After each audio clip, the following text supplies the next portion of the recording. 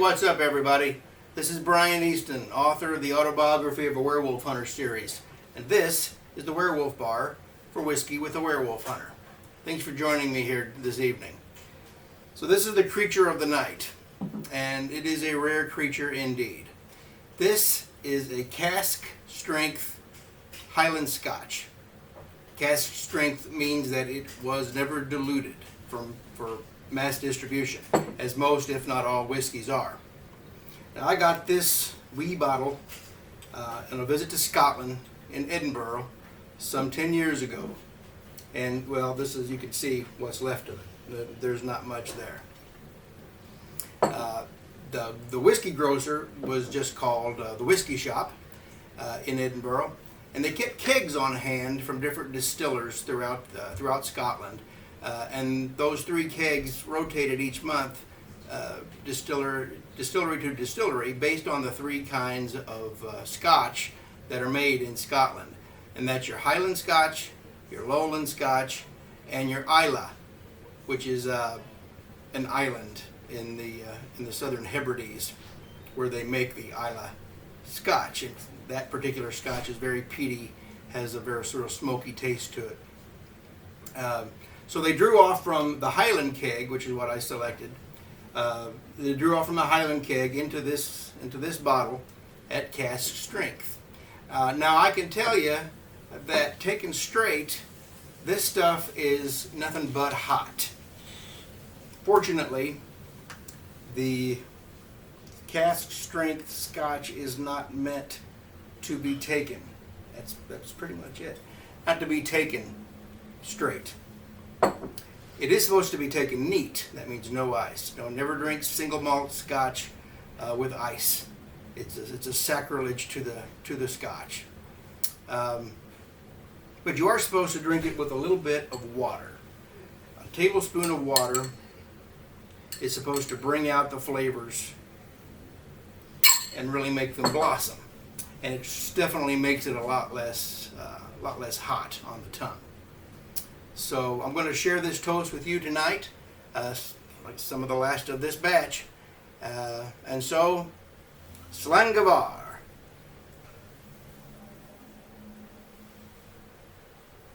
Oh, that'll get you up in the morning, lad. Slangavar, by the way, is Scottish Gaelic, meaning cheers or to your health.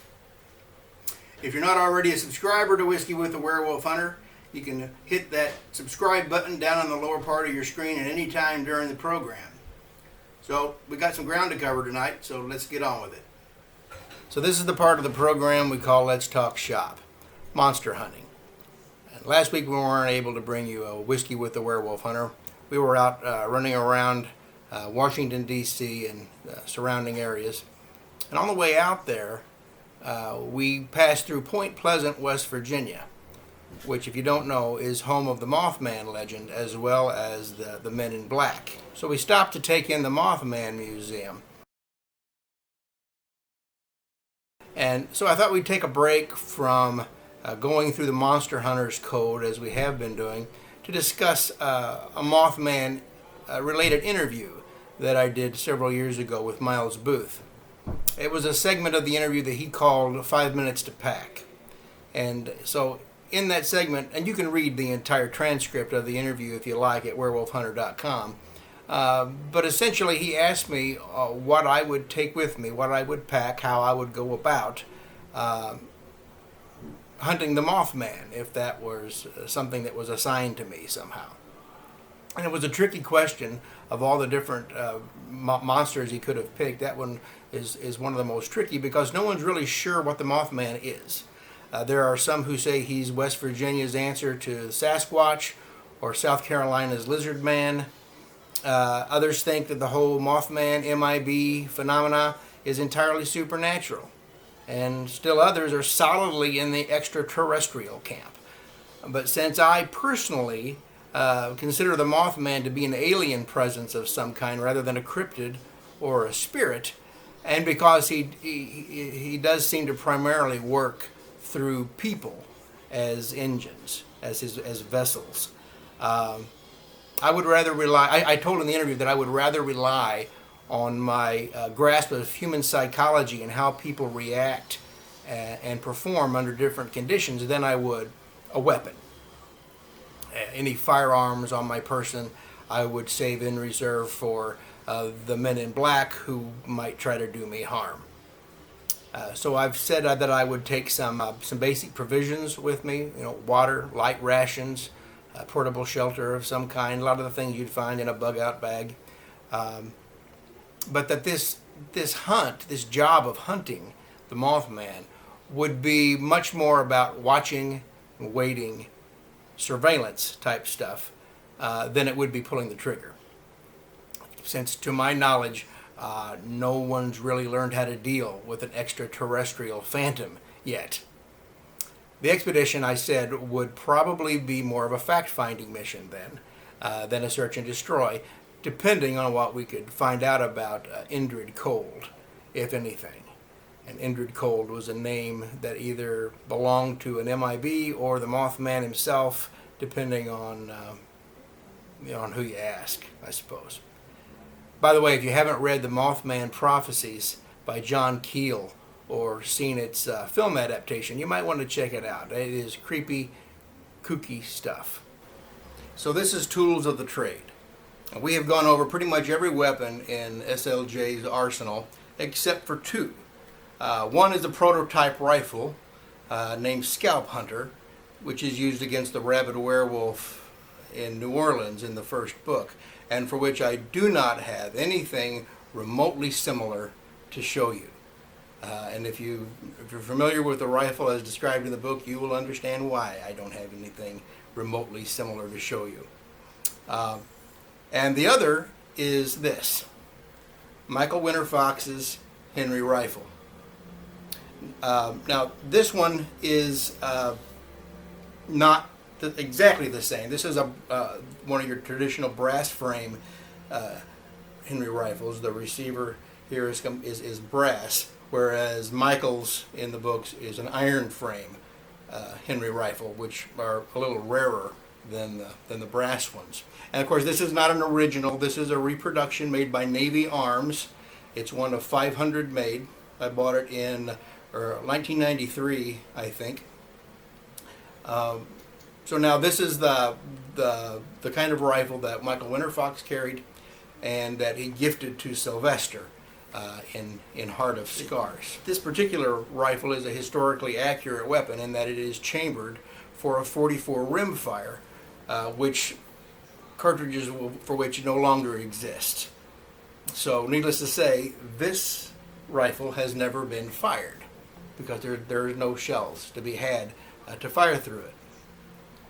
It's a fairly heavy rifle with an octagon barrel, and it is actually the first practical lever-action repeating rifle that was ever patented.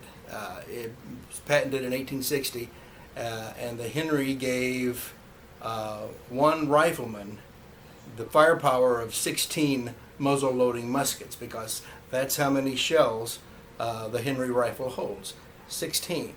So if you're used to shooting one shot at a time and taking 15 to 20 seconds to reload if you're good, being able to just pull the lever and work another chamber into the round and fire again, not once or twice, but 16 times, that's a game changer. And a lot of these wound up out west because of the massacre of the Little Bighorn. Custer's troops had these with them, and so they wound up in Native American hands, and they kind of became legendary from there. They were also in the Civil War, of course, to a limited degree in the Union Army. Now, those of you who've read the books know that the significance of this weapon and how it came to be used by Michael Winterfox and then passed on to Sylvester is pretty important. Sylvester kills his first werewolf with the iron frame Henry while he's still a teenager. You'll also know that it played a role in Heart of Scars in one of Sylvester's darker abyss-gazing hours. Now, Sly doesn't really use the rifle again after that first time, but he does take custody of it when Michael, like I said, gifted it to him. And I always felt like the weapon itself maybe contain too many bad memories for Sylvester for him to use it. Anyway, whatever the answer to that is, we've not seen the last of this rifle in action, not by a damn sight. As you know, for the last few weeks, we've been in search of a good sign-off slogan for the Werewolf Bar, and you guys have been great in offering me the suggestions for those. There was some overlap in some of them, but by and large, they were all solid, original contenders. Well, that being said, I think we have found our slogan. Sarah Bollinger on Facebook came up with the slogan that we thought rolled off the tongue the smoothest. So Sarah, send me your snail mail and a private message and I'll get that shirt on its way to you. Now, some of you have asked about the next Winterfox book and how the writing's been coming. Well, in a word, slowly. Very slowly. And I need to spend more time in research than I have been lately. More time writing than it seems that I have available to me. So we soon may be limiting our Whiskey with the Werewolf Hunter sessions to once, maybe twice a month instead of once a week. Maybe we'll schedule it for the time when we know the boon will be full. That'll give me more time to devote to the next chapter in the life of Michael Winterfox, and I'll be sure to share the journey with you when we get together. I don't know when we're going to make this change, but I just wanted to give you a heads up that it may be coming. Hey, we're on the web at www.werewolfhunter.com, or you can find me on Facebook under Brian P. Easton and or Autobiography of a Werewolf Hunter. Thanks for joining me tonight. And until we meet again, happy hunting and mind the moon.